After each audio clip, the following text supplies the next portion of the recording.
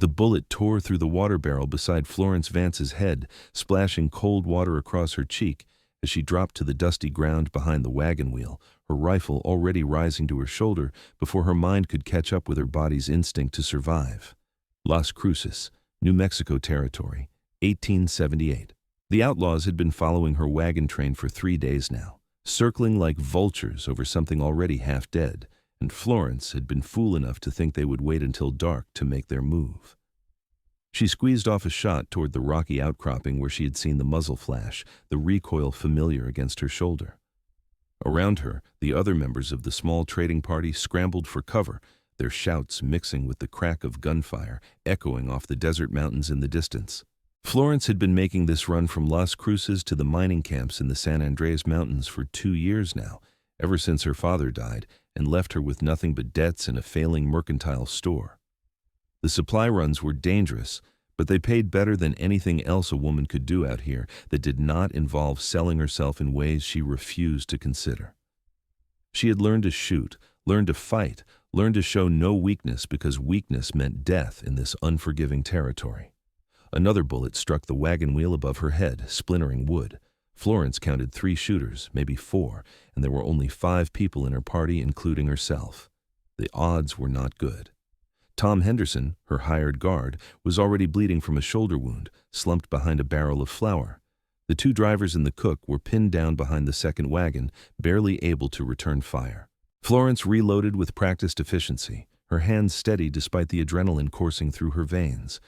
She had learned years ago that showing fear accomplished nothing. Her mother had died when Florence was 12, leaving her alone with a father who drank away his grief and his profits. She had raised herself, essentially, learning that tears and vulnerability only invited people to take advantage. By the time she was 18, she had built walls around herself so thick that no one could get through.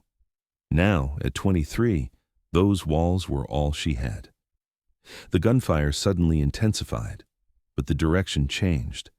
Florence risked a glance around the wagon wheel and saw one of the outlaws tumble from his position in the rocks, his rifle clattering down the slope. The others began shouting, their attention diverted to something above them, higher in the mountains. Then she heard it. A roar that sounded barely human, followed by the thunder of hooves. A massive figure on a dapple gray horse burst from a hidden canyon trail, bearing down on the outlaw's position with a rifle in one hand and a hunting knife flashing in the other. The man was enormous, broad-shouldered and thick with muscle, his dark hair hanging past his shoulders as he rode. He moved with a fluid grace that seemed impossible for someone his size, firing with deadly accuracy as his horse navigated the treacherous rocky slope. The outlaws scattered. One made the mistake of standing to run and took a bullet through the leg for his trouble. The others managed to reach their horses and fled in a cloud of dust, leaving their wounded companion behind. The whole thing was over in less than a minute. The stranger on the gray horse guided his mount down the slope with casual expertise, his rifle still ready as he approached Florence's position. She stayed behind cover, her own weapon trained on him.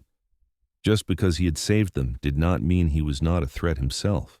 Mountain men were unpredictable, and this one looked more dangerous than most. "You can lower that," he said as he came closer, his voice a deep rumble that seemed to come from somewhere around his boots. "If I wanted you dead, you would be." "And if I wanted to thank you, I would have," Florence said, not lowering her rifle an inch. "State your business." The man's eyes were a startling gray-green, pale against his sun-darkened skin. He studied her for a long moment, and Florence felt an uncomfortable sensation under that gaze, as if he could see past the walls she had built.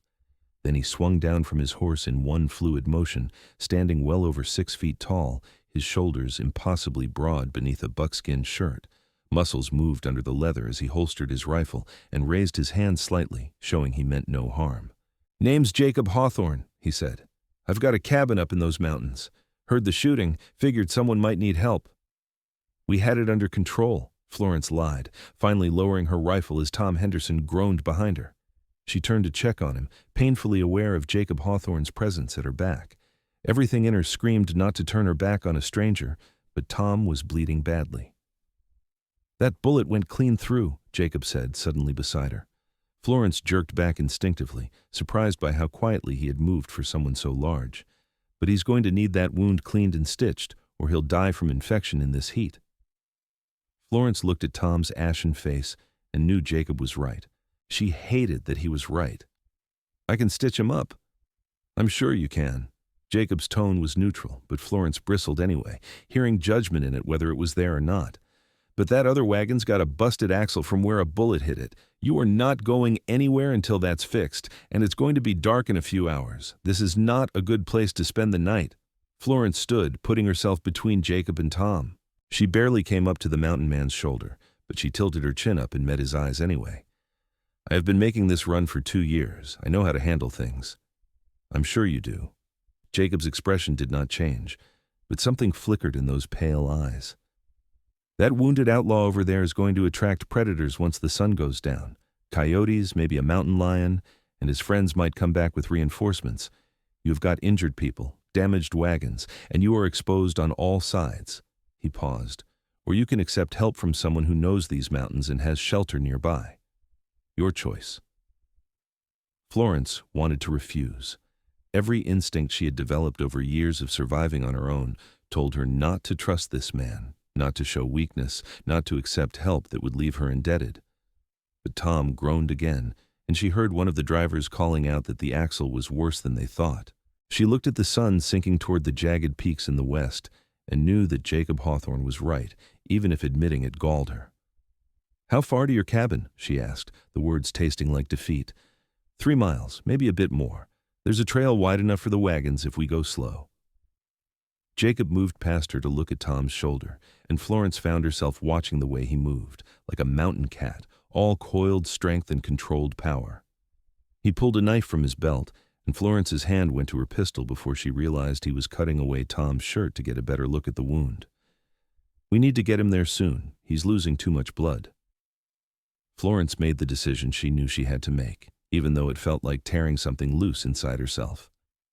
"All right, we will follow you to your cabin, but just for tonight." Jacob glanced at her, and for a moment she thought she saw approval in his expression. "Just for tonight," he agreed. Getting the wagons moving took the better part of an hour. The damaged axle had to be reinforced with ropes and strips of leather. Tom had to be moved into one of the wagon beds, cushioned as well as possible on sacks of grain. The wounded outlaw was tied up and left with a canteen of water, much to Florence's protest, but Jacob insisted they could not just leave a man to die, outlaw or not. She did not understand that kind of mercy. In her experience, mercy was just another word for weakness. The trail Jacob led them on was barely visible, winding through stands of juniper and piñon pine, climbing gradually into the foothills of the San Andres Mountains. The sun painted the rocks gold and red as it sank lower, and Florence found herself watching Jacob's broad back as he rode ahead of the lead wagon. He sat his horse like he had been born in the saddle, moving with the animal rather than against it, and she caught herself wondering what it would take to knock a man like that off balance. The thought made her uncomfortable, so she pushed it away. By the time they reached Jacob's cabin, the stars were beginning to appear in the deepening blue overhead. The cabin was larger than Florence had expected, built of rough-hewn logs with a stone chimney and a covered porch that faced south toward the valley below. There was a barn and a corral, both well-maintained, and a stream running nearby that caught the last of the daylight. It was not much, but it was more permanent and more comfortable than anything Florence had imagined when she pictured a mountain man's dwelling. Jacob dismounted and began giving directions to the drivers about where to position the wagons. Florence found herself admiring his efficiency, the way he organized things without wasting words or time. He was clearly used to handling situations on his own, making decisions and following through. It was something she recognized because it was something she did herself, and she was not sure if that made her trust him more or less. "Let's get your man inside," Jacob said, appearing at Florence's elbow again with that unnerving quietness. "I have got medical supplies." Together they carried Tom into the cabin. The interior was neat, almost Spartan, with a large stone fireplace, a sturdy table, shelves lined with supplies and books, and a bed in one corner covered with thick furs. Jacob cleared the table with one sweep of his arm and helped Florence lift Tom onto it. The guard was barely conscious, his breathing shallow. I need clean water, whiskey if you have it, and a needle and thread, Florence said, falling into the familiar routine of dealing with injuries.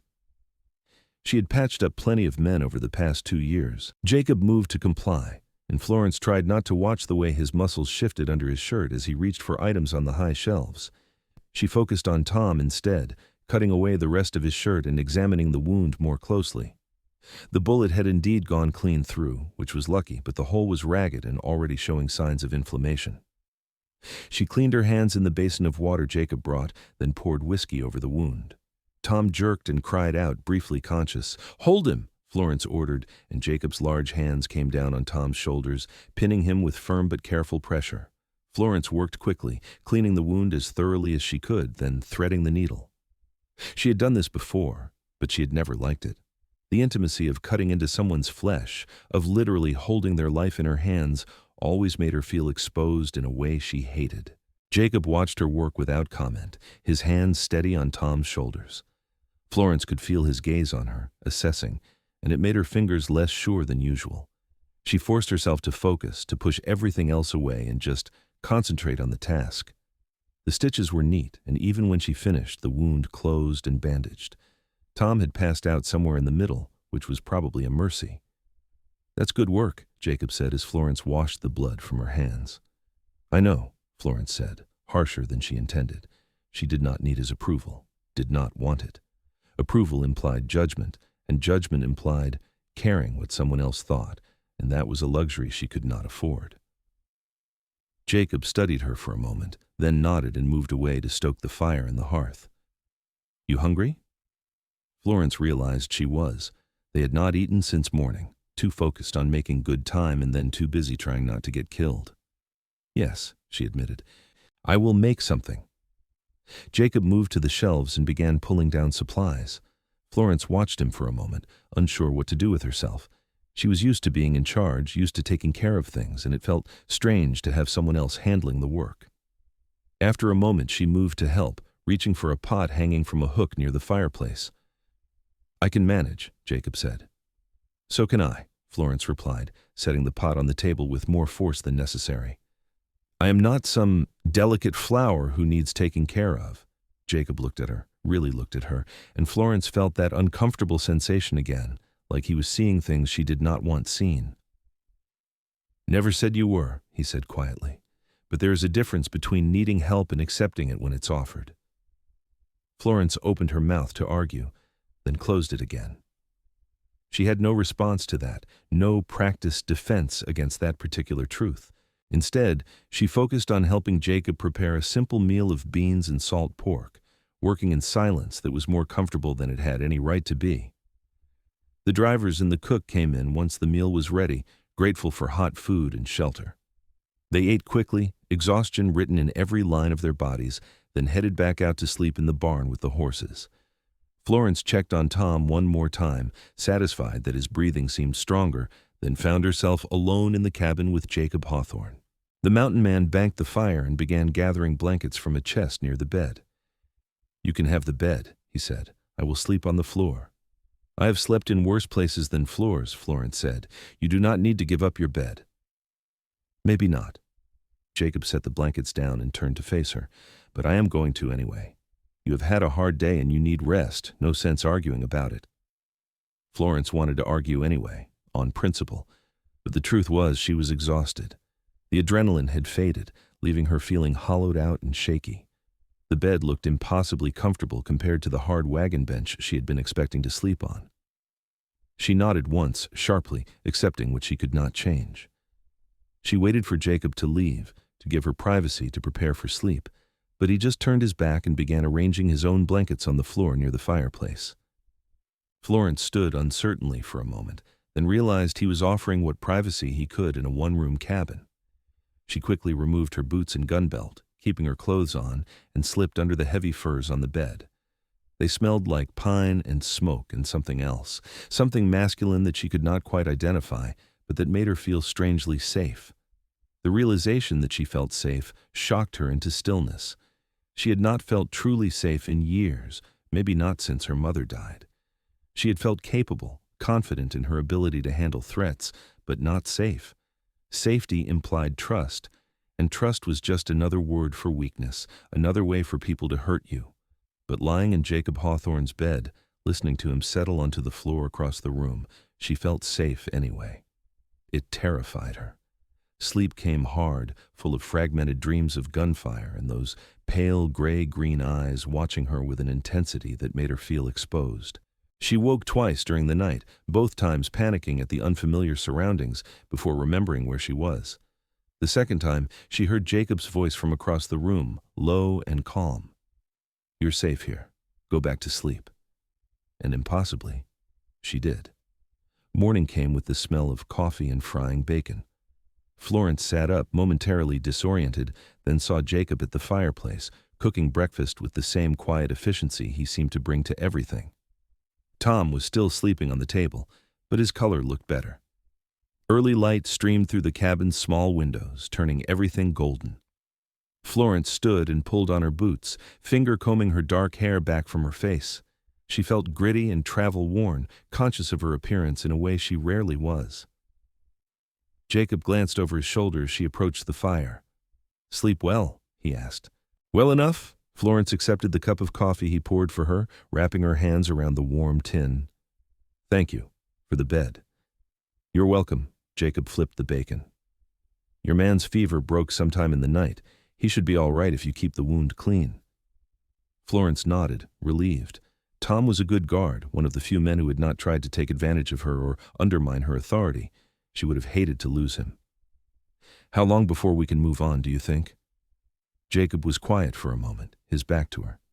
"That depends on how well you fix that axle, and whether those outlaws decide to come back." "You think they will?" "Hard to say. They were after your cargo, probably figured a woman leading a supply train would be easy pickings." Jacob turned to face her, and Florence bristled at the implication. He held up one hand. "I'm not saying they were right, just saying what they were probably thinking." "Men always think that," Florence said bitterly. "They think because I am a woman, I must be weak, vulnerable, easy to break." "Are you?" Jacob asked, and there was no challenge in his voice, just curiosity. "No," Florence said firmly. "I am not." Jacob held her gaze for a long moment. "No," he agreed. "I do not think you are. But there is a difference between being weak and being human. Everyone's got vulnerabilities. That does not make you weak, just makes you alive." Florence looked away, uncomfortable with the direction the conversation was taking. "I should check the wagons, see what needs fixing." She escaped outside before Jacob could respond, breathing in the cool morning air like it could wash away the strange feeling his words had left behind. The drivers were already up, examining the damaged axle in the growing light. Florence threw herself into the work, grateful for something concrete to focus on. They would need to replace the entire axle, not just reinforce it, which meant fashioning a new one from timber. Jacob emerged from the cabin a few minutes later and assessed the situation with a quick glance. "I have got timber that might work, and tools in the barn." "We can pay for materials," Florence said quickly. She did not want to be more in his debt than she already was. "I know you can." Jacob headed for the barn without waiting for her response. "Come on, you can help me pick out the right piece." Florence followed, irritated at being ordered around, but also grudgingly respectful of his confidence. The barn was as neat as the cabin, tools hung in organized rows, lumber stacked against one wall. Jacob pulled out several pieces, examining each one critically before selecting a long, straight length of oak. "This should work," he said. "Strong enough to handle the weight, and the grain is good." They spent the morning working on the new axle. Jacob did most of the shaping, his powerful arms swinging the axe with rhythmic precision, but Florence helped where she could, holding pieces steady, marking measurements, fetching tools. She found herself watching him work, fascinated by the easy strength with which he moved. Muscles bunched and flexed under his shirt, and his hair fell forward into his eyes as he bent over the timber. He would push it back with one forearm, leaving a streak of sawdust across his forehead that Florence found oddly endearing. "You are good at this," she said at one point, surprising herself. Jacob glanced up. "I have had a lot of practice. When you live alone in the mountains, you learn to do most things yourself." "How long have you been out here?" 5 years, give or take." Jacob went back to planing the wood smooth. "Came out after the war. Did not much feel like being around people anymore." Florence knew that feeling, though her reasons were different. Which side did you fight for? Union. Jacob's jaw tightened slightly. Not that it matters much anymore. Both sides lost plenty. Florence nodded. Her father had fought for the Confederacy and had come back changed, broken in ways that whiskey only made worse. The war had ended 13 years ago, but its shadows still stretched long across the country. Do you ever go back to wherever you came from? No reason to. Nothing left for me there. Jacob set down the plane and examined his work. This should hold. Let's get it fitted. The work of replacing the axle was hot, difficult labor under the climbing sun. Florence's arms ached and sweat ran down her back, but she pushed through, determined to keep up with Jacob's tireless pace. By early afternoon, the new axle was in place, and the wagon rolled smoothly when they tested it. That should get you to the mining camps and back, Jacob said, wiping his hands on a rag. Thank you, Florence said, meaning it. We would have been stuck for days trying to manage this ourselves. Jacob shrugged. You would have figured it out eventually. Maybe. Florence looked at the repaired wagon, then at the cabin, then finally at Jacob. The sensible thing would be to leave now, to get back on the trail and put distance between herself and this man who made her feel things she did not want to feel. But Tom was still weak, and the outlaws might still be out there, and a dozen other excuses crowded her mind. We should probably stay one more night. Make sure Tom is strong enough to travel. Something flickered across Jacob's face, gone too quickly for Florence to identify. That is probably wise, he agreed. That evening, with Tom awake and eating soup, with the drivers relaxed and confident the wagons were ready, Florence found herself sitting on Jacob's porch, watching the sunset over the valley. The sky burned orange and purple, painting the distant mountains in shades of fire. Jacob sat beside her, close enough that she could feel the warmth radiating from his large frame, but not touching. It is beautiful out here, Florence said quietly. Harsh, but beautiful. That is why I stay. Jacob's voice was soft, almost meditative. Out here, things are honest. If something wants to kill you, it does not pretend otherwise. There is no deception, no games, just survival. Florence understood that too well. In town, everyone wears masks. Everyone pretends to be something they are not. What mask do you wear? Jacob asked, turning to look at her. Florence stiffened. I do not know what you mean. I think you do. Jacob's pale eyes held hers. You have built yourself into someone hard, someone no one can hurt. But I see the way you took care of your guard, the way you worry about the people depending on you. That is not hardness. That is caring disguised as strength. Caring is weakness, Florence said automatically, the words coming from some deep wounded place. Caring means giving people power over you. Power to hurt you. Who hurt you? Jacob asked gently. Florence stood abruptly, wrapping her arms around herself. It does not matter. It was a long time ago. Jacob rose too, moving slowly, like he was approaching a spooked horse. It matters because you are still carrying it, still letting it control you. You do not know anything about me, Florence said, but her voice shook slightly, betraying her. I know you are exhausted, Jacob said.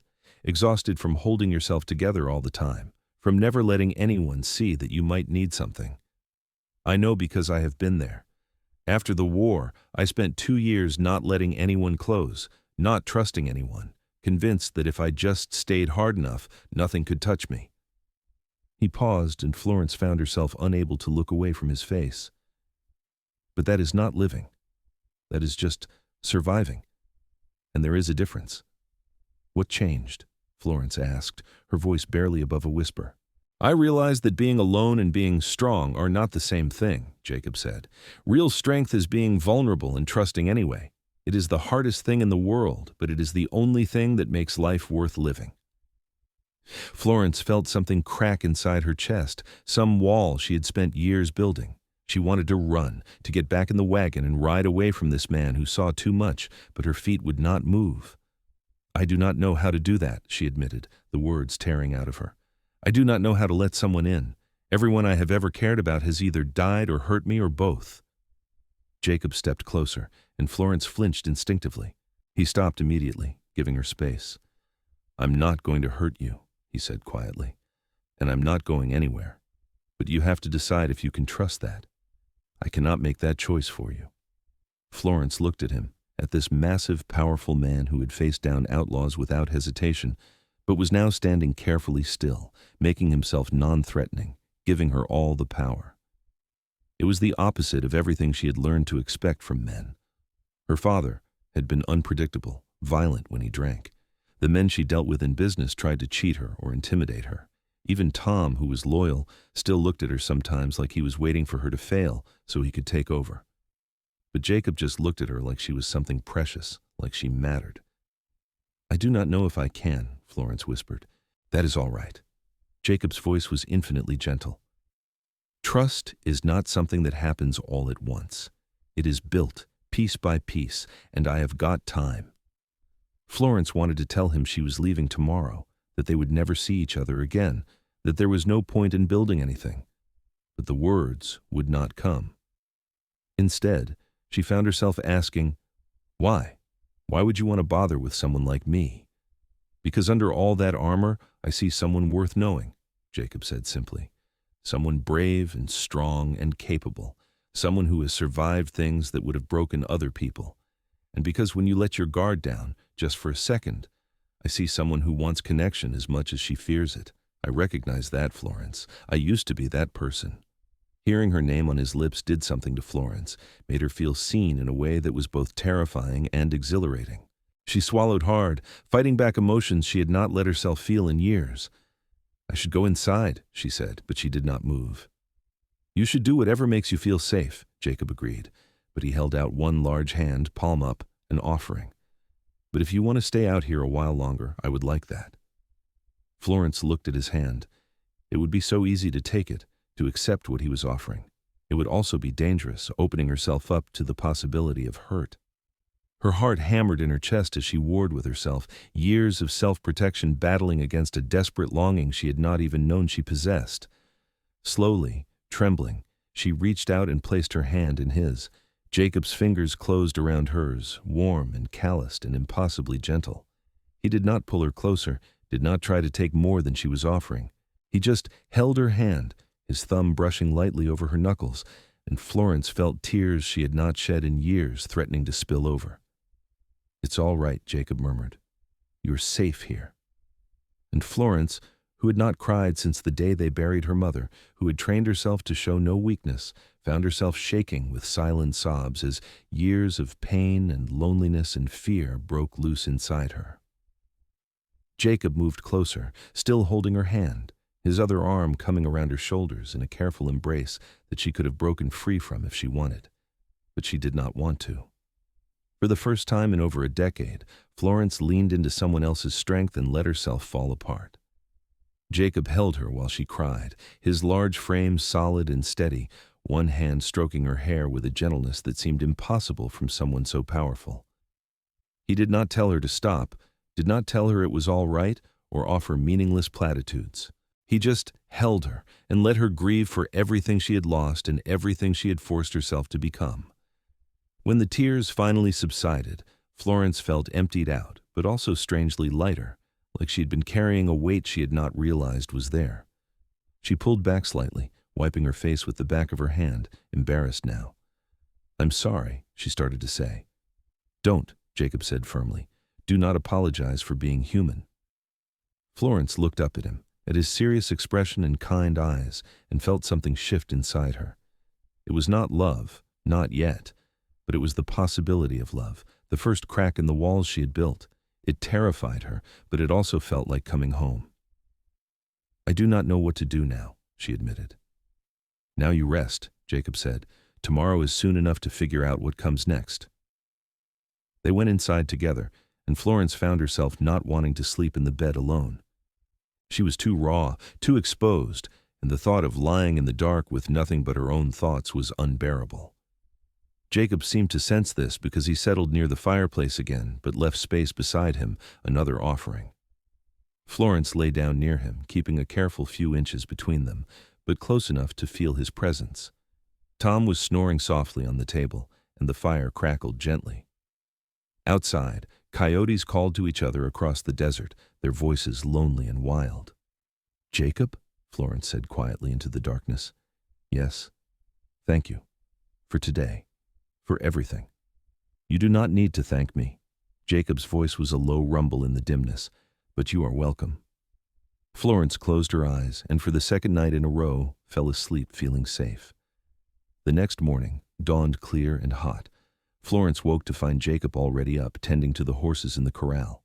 Tom was sitting up, looking much better, and the drivers were loading the last of the supplies back into the wagons. Everything was ready to move on. Florence should have been relieved. She had a job to do, a delivery to make, a business to run, but instead, she felt a sinking sensation in her stomach at the thought of leaving. She dressed and went outside, finding Jacob checking the new axle one last time. "How does it look?" she asked. "Solid. Should hold up just fine." Jacob straightened, and Florence saw something in his expression that mirrored what she was feeling. Reluctance. "You are all set to move on whenever you are ready." "Right." Florence looked at the wagons, then back at Jacob. "I should get going. I'm already a day behind schedule." "You should," Jacob agreed, but neither of them moved. Florence took a breath, gathering courage. "Will you be here? I mean, when I come back through? In a week or so?" Something lit in Jacob's eyes. "I will be here." "Good." Florence felt her cheeks heating and hated herself for it. She was a grown woman, not some blushing girl. "That is good, in case I need help with the wagons again, or anything." A smile tugged at Jacob's mouth, the first real smile she had seen from him, and it transformed his face from serious to devastatingly handsome. "Anything," he agreed.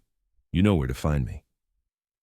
Florence wanted to say more, wanted to explain what the last 2 days had meant to her, but words felt inadequate. Instead, she did something that surprised them both. She stepped forward, rose on her toes, and kissed his cheek quickly before she could lose her nerve.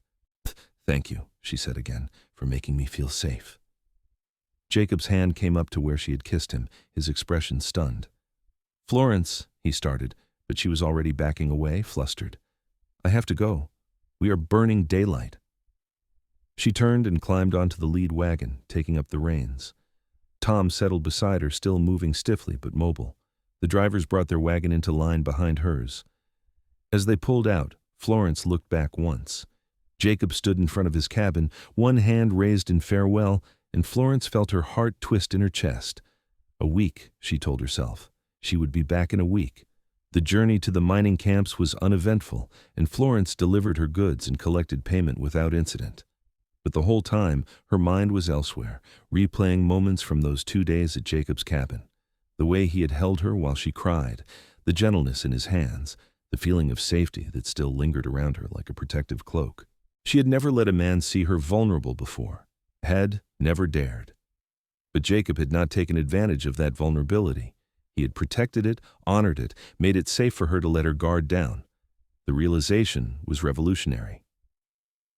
In the mining camps, Florence heard rumors about the outlaws who had attacked them. Apparently, they had been part of a larger gang that had been terrorizing supply routes for months. The man Jacob had wounded had been found and arrested, and he had talked, giving up the locations of his companions. By the time Florence was ready to head back to Las Cruces, word had spread that most of the gang had been caught or scattered. The return trip felt longer than usual, even though it was actually faster without incident. Florence found herself urging the horses on, eager to reach Jacob's cabin. When they finally crested the ridge that looked down on his valley, she felt her pulse quicken. Smoke rose from the cabin's chimney, and she could see Jacob in the corral working with a new horse, a young bay that was clearly not fully broken yet. He looked up as the wagons approached, and even from a distance Florence could see his expression change, opening up. He left the corral and met them as they pulled to a stop in front of his cabin. "You made good time," he said, looking up at Florence. "The outlaws are gone. No trouble." Florence climbed down from the wagon, suddenly nervous. It had only been a week, but she felt different somehow, like she had been walking around incomplete and only now realized it. "I thought I would stop by, make sure the axle held up." "Did it give you any trouble?" Jacob asked, his eyes never leaving her face. "No, it was perfect." "Good." Jacob glanced at Tom and the drivers, then back at Florence. "You all want to stay for supper? I've got fresh venison." Tom and the drivers exchanged looks. "That is real kind of you," Tom said, "but we were hoping to make it back to Las Cruces by nightfall. The full moon will give us enough light." He looked at Florence meaningfully. "Unless the boss has other ideas." Florence hesitated. She should go back with them. It was the sensible thing, the professional thing. But sensible and professional were what she had been her whole life, and where had it gotten her? Alone and armored and aching for something more. "You all go ahead," she heard herself say. "I will catch up tomorrow." Tom's eyebrows rose, but he was smart enough not to comment. "Yes, madam. We will see you back in town then." Within 15 minutes, the wagons were rolling out, leaving Florence standing beside Jacob in the gathering dusk. The silence stretched between them, loaded with possibility and uncertainty. "You did not have to stay," Jacob said quietly, "if your business is pressing." "It can wait one more day." Florence met his eyes.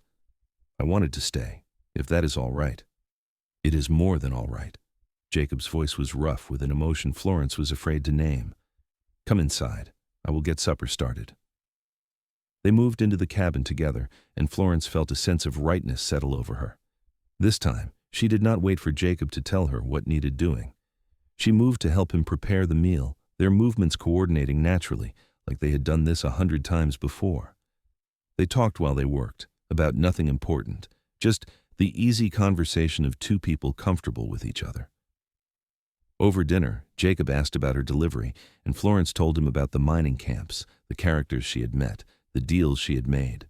He listened with genuine interest, asking questions that showed he was paying attention. Florence could not remember the last time someone had listened to her like that, like what she had to say actually mattered. "You are good at what you do," Jacob observed. "Those miners are not easy to negotiate with, but you seem to handle it well." "I have learned to be tough," Florence said. "It is the only way to survive in a man's world." "There is a difference between being tough and being hard," Jacob said. "You can be strong without building walls so high no one can get in." Florence set down her fork. "That's easy for you to say. You are a man. No one questions your right to be here, to own property, to do business. I have to fight for every scrap of respect." "You are right," Jacob said, surprising her. "I cannot know what that is like, but I do know what it is like to be so afraid of being hurt that you cut yourself off from everything good too." Florence looked at him, at this man who had somehow seen past all her defenses. "How did you get past it? The fear?" Jacob was quiet for a long moment. "I did not completely. But I decided that being afraid to live was worse than anything that could happen if I took the risk." "And has it been worth the risk?" Jacob held her gaze. "Ask me again in the morning." The implication hung in the air between them. Florence felt her breath catch.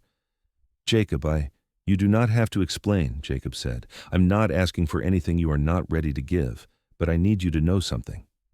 He stood and came around the table, kneeling beside her chair so they were at eye level. "You are the first person in 5 years who has made me want to risk caring again. You are brave and strong and beautiful, and if you will let me, I would like the chance to show you that vulnerability does not have to mean pain, that it can mean connection instead." Florence felt tears prick her eyes again. "I do not know how to be what you need. You do not have to be anything but yourself." Jacob's hand came up to cup her cheek, his thumb brushing away a tear she had not realized had fallen. "The real you, not the armor you wear. That is all I want." Florence leaned into his touch, something inside her finally, fully breaking open. "I'm afraid," she whispered. "I know. So am I." Jacob's smile was sad and sweet. "But maybe we can be afraid together." Florence made her choice. She leaned forward and kissed him, not on the cheek this time, but on the mouth, tentative and testing. Jacob made a low sound in his throat and kissed her back, his lips warm and firm against hers. It was gentle at first, careful, but as Florence leaned into him, it deepened, years of loneliness and longing pouring into the connection between them. When they finally broke apart, both breathing hard, Jacob rested his forehead against hers. "Stay," he said. "Not just tonight. Stay." "I have a business in Las Cruces," Florence said, but her protest sounded weak even to her own ears. Bring it here, or run it from here and make trips when you need to." Jacob's hands framed her face, his thumbs stroking her cheekbones. "I know it is fast, I know it is crazy, but I have spent 5 years alone on this mountain, and I have never felt about anyone the way I feel about you. Like I have been waiting my whole life for you to show up." Florence wanted to say it was too fast, that she needed time, that she had responsibilities. But the truth was, she felt it too. This connection that seemed to bypass all logic and reason. She had spent so many years being practical, being sensible, being strong. Maybe it was time to be brave instead. "I want to," she said. "I want to try. But I need time. Time to figure out my business, to get my affairs in order, to be sure." "Take all the time you need." Jacob kissed her forehead, her cheeks, her lips again. "I will be here. I am not going anywhere." That night they lay together in Jacob's bed, wrapped in each other's arms. They did not make love, not yet, both sensing that taking things slowly was important. But the intimacy of lying beside him, of feeling his heartbeat under her palm and his breath in her hair, was more than Florence had allowed herself in years. She felt safe and vulnerable and terrified and hopeful all at once, and for the first time she understood what Jacob had meant about the difference between surviving and living. "Tell me about yourself," Jacob said into the darkness. "I want to know everything." So Florence talked. She told him about her mother's death, about her father's drinking and the slow dissolution of their family business. She told him about the debts she had inherited, about the first time she had made the supply run to the mining camps and realized she had found something she was good at. She told him about the men who had tried to cheat her, the ones who had propositioned her, the ones who had dismissed her. She told him things she had never told anyone, and Jacob listened, his hands gentle on her skin, offering comfort without judgment. When she finally ran out of words, Jacob shared his own story. He told her about growing up in Pennsylvania, about joining the Union Army at 18 and seeing horrors that still haunted his dreams. He told her about coming home to find his parents dead from influenza and his younger sister married and moved away. He told her about wandering west, looking for something he could not name, until he found this valley and built his cabin and decided that solitude was safer than connection. "Until you," he said, his voice rough, "until you showed up with your fierce eyes and your stubborn pride and made me remember what it felt like to care about someone." Florence turned in his arms, kissing him with all the emotion churning inside her. "I am glad I got shot at," she said against his mouth, and felt him smile. "Best thing those outlaws ever did," Jacob agreed. They fell asleep tangled together, and Florence dreamed of a future she had never let herself imagine before. A future where she was not alone, where vulnerability was strength, where love was possible. She woke to sunlight streaming through the window and Jacob's arms still around her. He was already awake, watching her with an expression so tender it made her chest ache. "Morning," he said softly. "Morning." Florence stretched, feeling muscles protest. She was sore from the long wagon ride and from the unfamiliar position of sleeping wrapped around another person. But it was a good soreness, a reminder that she was alive and choosing to feel things again. They had breakfast together, and then Florence reluctantly began preparing to leave. Jacob helped her saddle one of his horses, insisting she borrow it rather than walk back to Las Cruces. "I will bring it back," Florence promised. "I know you will." Jacob caught her hand as she prepared to mount. "How long? Before you come back?" Florence thought about everything she needed to do. She had to settle accounts, make arrangements with her landlord, figure out what to do with her inventory and her storefront. 2 weeks, maybe 3. I need to put things in order." "I will be counting the days," Jacob said, and Florence knew he meant it. She rode back to Las Cruces with her mind spinning, making lists and plans. 2 weeks felt like forever and no time at all. There was so much to do, so many changes to make. But for the first time in years, Florence felt excited about the future instead of just grimly determined to survive it. In Las Cruces, Tom and the drivers had already spread the story of how Jacob Hawthorne had saved them from the outlaws. Florence found herself fielding questions from curious townsfolk, most of them clearly wondering what had happened during her extended stay at the mountain man's cabin. She kept her answers vague, unwilling to share something so new and precious with people who were only asking out of nosiness. but she threw herself into the work of reorganizing her life with a focus she had not felt in years. She met with her landlord and arranged to sublet her rooms. She hired a local merchant to take over her storefront and handle orders while she was away. She organized her inventory and her accounts, making sure everything was in order. And in the evenings, she sat at her small desk and wrote letters to Jacob, long letters full of her thoughts and fears and hopes. She told him about the preparations she was making, about the way the town seemed smaller and more confining now that she had tasted freedom. She told him she was afraid of making a mistake, of moving too fast, of trusting someone only to be hurt. Jacob's letters came back just as long, delivered by prospectors and traders passing through. He told her about his days, about the work he was doing to expand the cabin, about his own fears and hopes. He told her he was making room in his life for her, literally and figuratively, and that no matter how long it took, he would wait. The letters became a lifeline, sustaining Florence through the long days of preparation and the longer nights of doubt. Reading Jacob's words, she could hear his voice, feel his presence, and it made the distance bearable. Finally, after nearly 3 weeks, Florence was ready. She loaded her most precious possessions into a wagon, said goodbye to the few people in Las Cruces she considered friends, and set out for the mountains one last time. Tom had offered to come with her, but she had declined. This was something she needed to do alone. The journey felt different this time, full of anticipation rather than just purpose. Florence pushed the horses hard, eager to close the distance between her and Jacob. When she finally saw smoke rising from his cabin, her heart began to race. Jacob must have been watching for her because he was already striding down from the cabin as she came up the trail.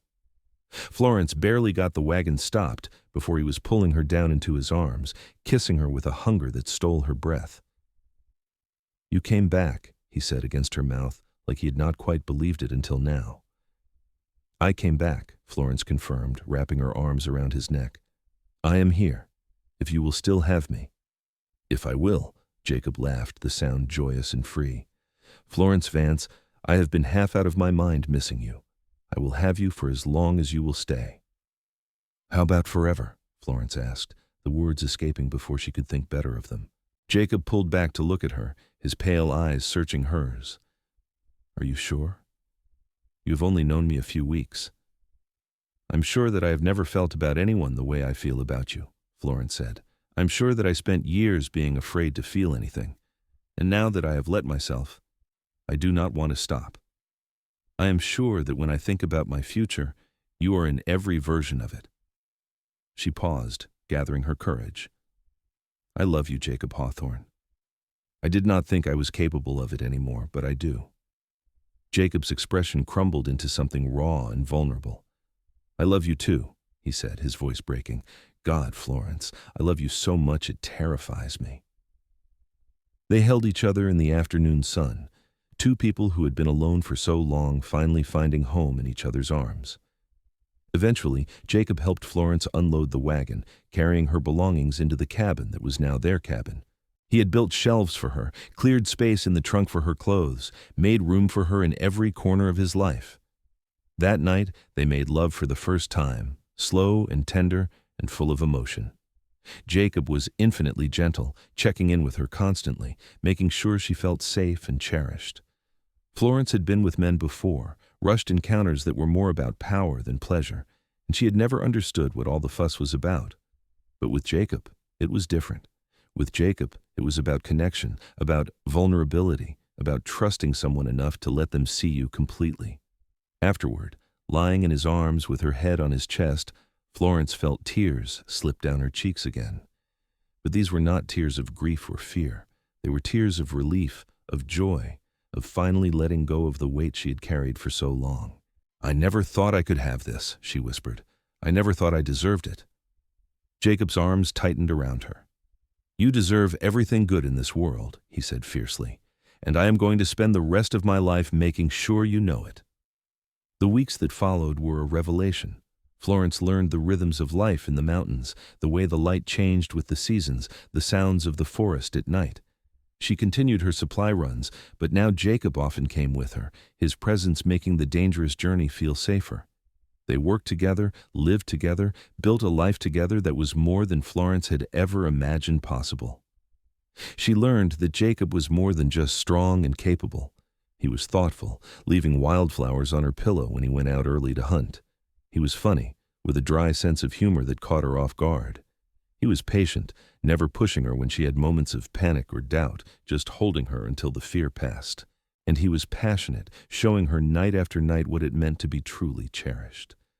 Florence began to soften, to let down the walls she had built so carefully. She laughed more, cried more, felt more. She let Jacob see her at her worst, sick and irritable, frustrated and angry, and he loved her anyway. She let him take care of her sometimes, accepting help without feeling weak. And slowly, painfully, beautifully, she learned to trust. As autumn painted the mountains gold and red, Florence realized she had not just survived the past few months. She had lived them fully and completely. The realization made her giddy. "What are you grinning about?" Jacob asked one evening as they sat on the porch watching the sunset. "I am happy," Florence said simply. "I'd forgotten what that felt like." Jacob pulled her close, pressing a kiss to her temple. "Get used to it. I plan on making you happy for a very long time." In December, as the first snow began to fall, Jacob asked Florence to marry him. There was no fancy proposal, no grand gesture. They were in the barn together, tending to the horses, when he just turned to her and said, "Marry me." Florence looked up from the saddle she was cleaning. "What?" "Marry me," Jacob repeated. "I know we have not been together that long, but I know I want to spend the rest of my life with you. I want to wake up every morning with you beside me. I want to build something lasting with you. So marry me, Florence. Please." Florence felt her eyes fill with tears, the happy kind that she was getting used to. "Yes," she said. "Yes, of course, yes." Jacob whooped and picked her up, spinning her around despite her protests. When he set her down, they were both laughing, and Florence felt so full of joy she thought she might burst. They were married by a traveling preacher in January of 1879, with Tom and a few prospectors from the nearby camps as witnesses. Florence wore a simple dress she had made herself, and Jacob wore clean buckskins and actually trimmed his hair. The ceremony was brief, but when the preacher pronounced them man and wife, Florence felt something settle into place inside her, a sense of belonging she had never experienced before.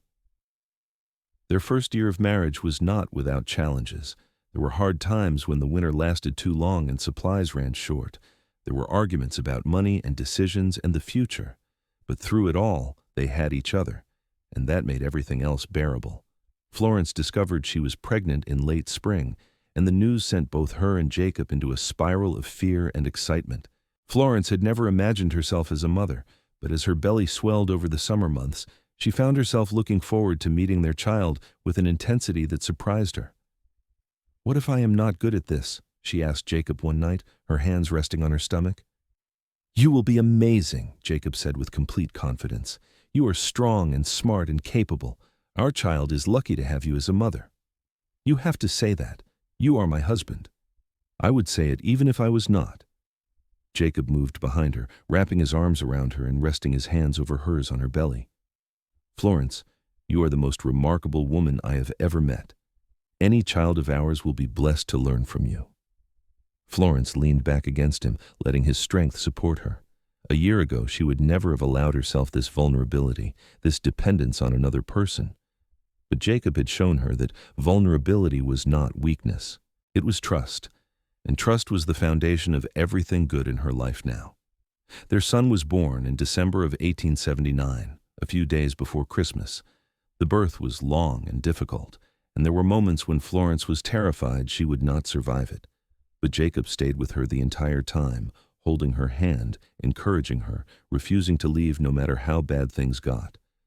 And when the midwife from the nearest mining camp finally placed a squalling, red-faced infant in Florence's arms, she looked up at Jacob and saw tears streaming down his face.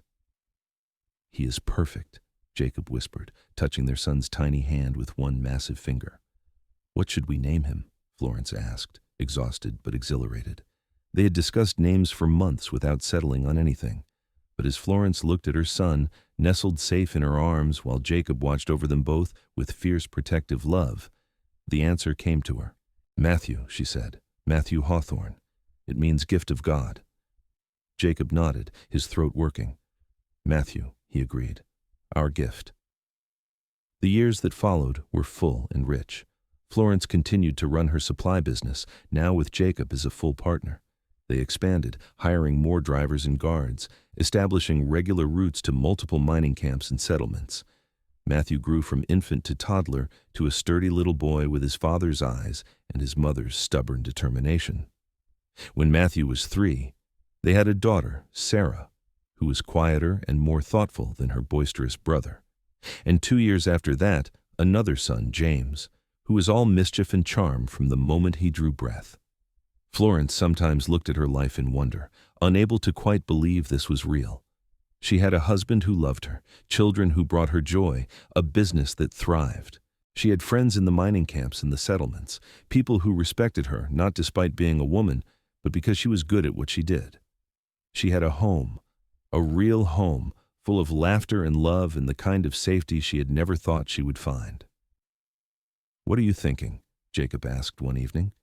They were sitting on the porch, the same porch where Florence had first let herself cry, watching their children play in the yard. Matthew was teaching Sarah how to throw a knife, much to Florence's mixed horror and pride, while James toddled after them, trying to keep up with his older siblings. "I'm thinking about how different my life is from what I thought it would be," Florence said. 5 years ago, I thought I would spend the rest of my life alone, just trying to survive. And now, Jacob prompted, taking her hand. "And now I have everything," Florence finished. "I have you. I have them." She gestured to the children. "I have a life that is full and rich and more than I ever imagined possible. And it all started because you made me feel safe enough to let down my walls." Jacob brought her hand to his lips, kissing her knuckles gently. "You did the hard part, Florence. You chose to be brave. You chose to trust. I just made sure you knew it was safe to do so." Florence turned to look at him, at this man who had changed everything. The years had added some silver to his dark hair, and there were lines around his eyes from squinting into the sun, but to her, he was as handsome as the day they met. More so because now she knew the depth of his heart, the strength of his character, the gentleness that lived inside his powerful frame.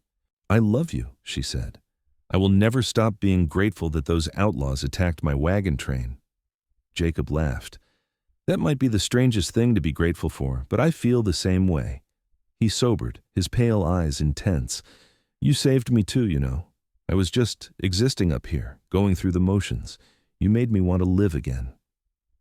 They sat together as the sun painted the sky in shades of gold and crimson, their children's laughter filling the air, and Florence felt a peace so profound it brought tears to her eyes. She had spent so many years afraid to feel, afraid to trust, afraid to let anyone see her vulnerability. But Jacob had shown her that vulnerability was not weakness. It was the foundation of love, the bridge that connected one soul to another. She thought about the girl she had been, hard and alone and determined never to need anyone. That girl would not have recognized the woman she had become, would have been horrified by how much Florence now depended on Jacob, how much joy she found in her children, how vulnerable she allowed herself to be. But that girl had been surviving, not living. And Florence was done just surviving. "Come on," Jacob said, standing and pulling her to her feet. "Let's go play with our children before they destroy something." Florence laughed and let him lead her off the porch. Matthew whooped with delight as Jacob swept him up, tossing him in the air while Sarah clung to Jacob's leg and James toddled over demanding his turn. Florence gathered James into her arms, pressing kisses to his chubby cheeks while he giggled, and looked at her family with a heart so full she thought it might overflow. This was her life now. This messy, loud, beautiful life, full of people she loved and who loved her back. It was not always easy. There were still hard days, still moments when fear crept in, and she had to remind herself that it was safe to trust, safe to feel, safe to be vulnerable.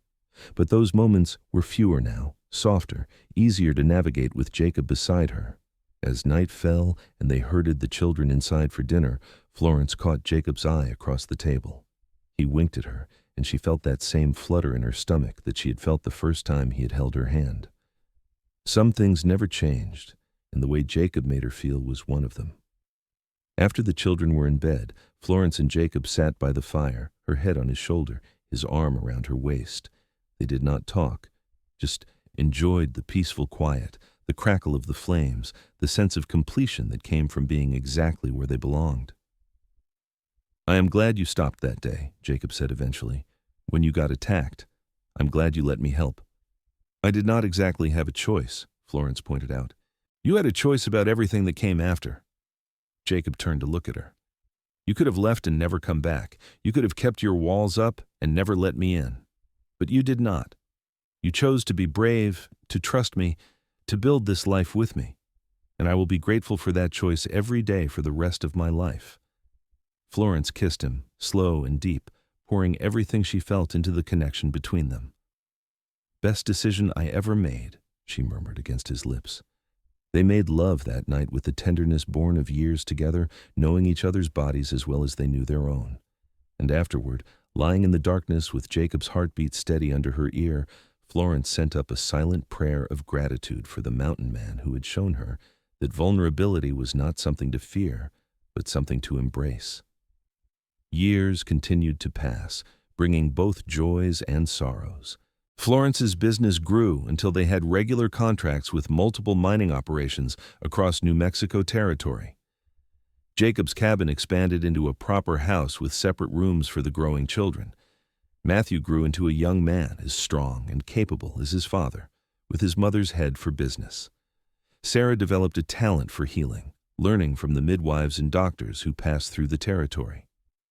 James combined his father's strength with his mother's stubbornness in equal measure. When Matthew turned 20, he married a girl from one of the mining settlements, and Florence found herself grandmother to a squalling baby boy. The title made her feel ancient until Jacob reminded her she was only 43 and in her prime. They danced at Matthew's wedding, and Florence felt the same rush of love she had felt the first time Jacob held her, proof that some things only grew stronger with time.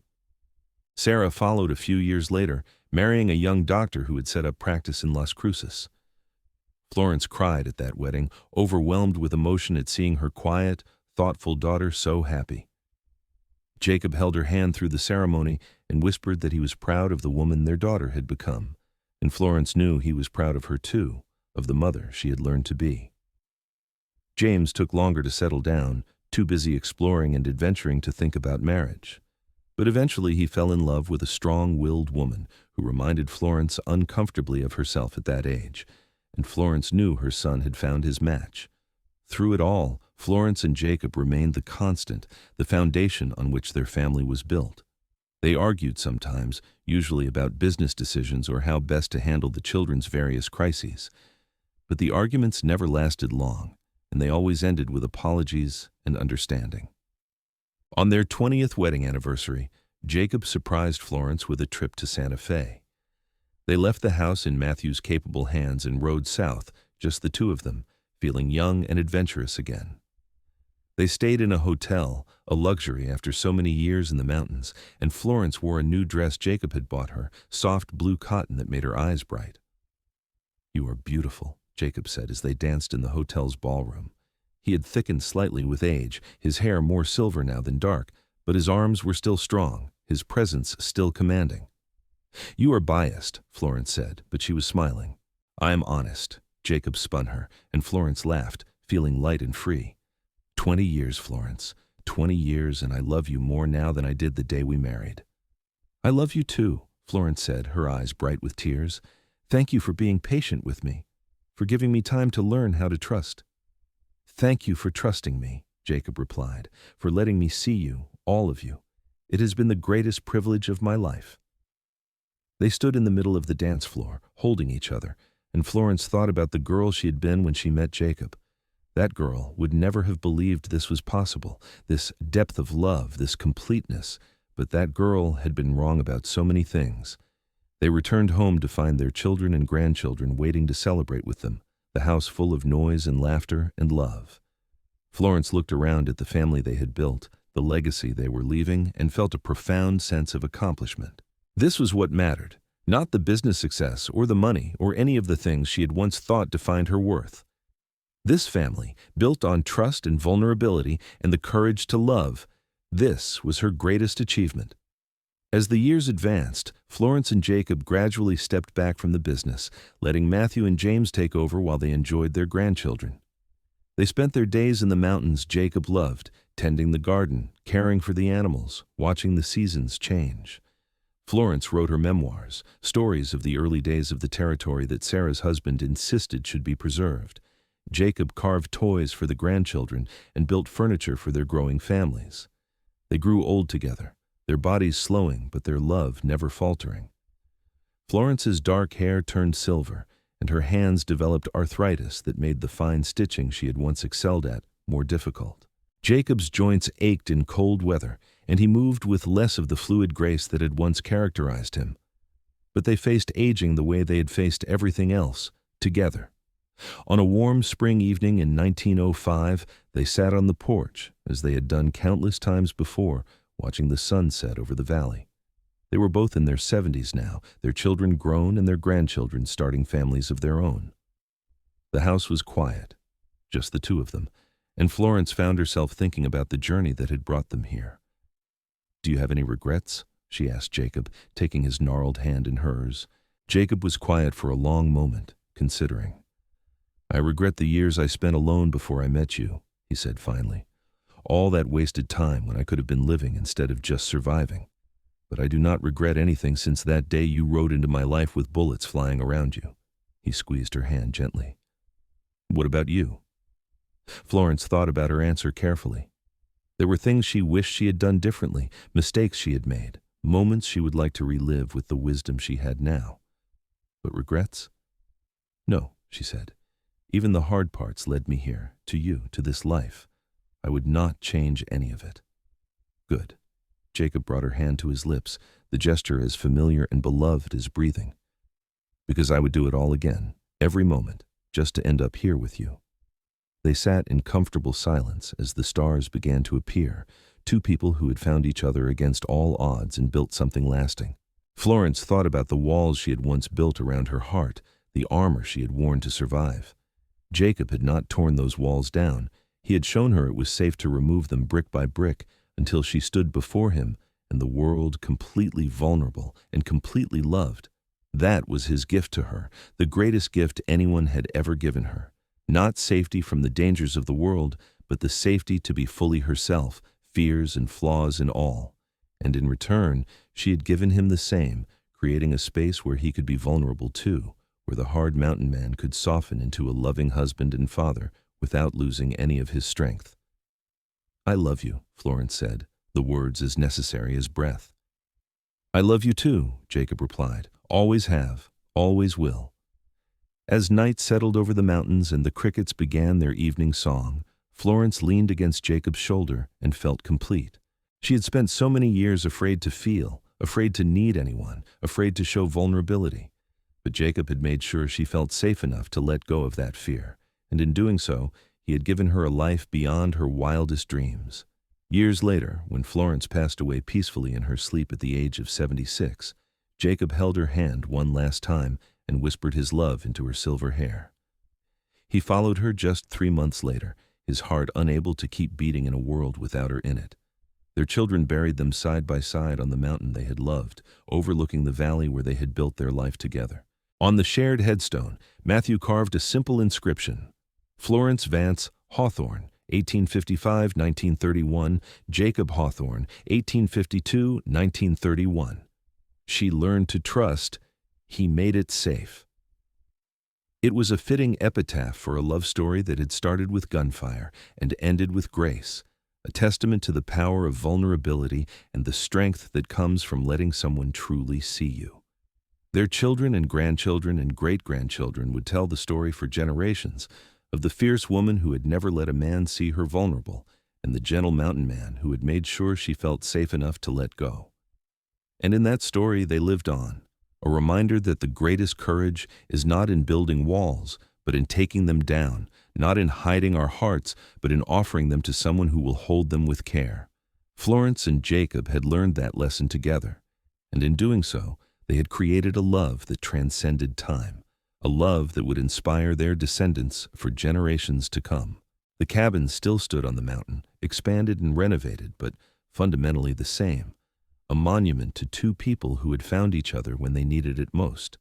And sometimes, on warm spring evenings, when the sun painted the sky gold and red, visitors to the house swore they could feel a presence on the old porch, two spirits sitting together watching the sunset, their love as strong in death as it had been in life, because some loves are too powerful to be contained by a single lifetime. Some loves echo through eternity, reminding us that vulnerability is not weakness, but the very foundation of connection. Florence had learned that lesson from Jacob, and together they had built a life that proved it true.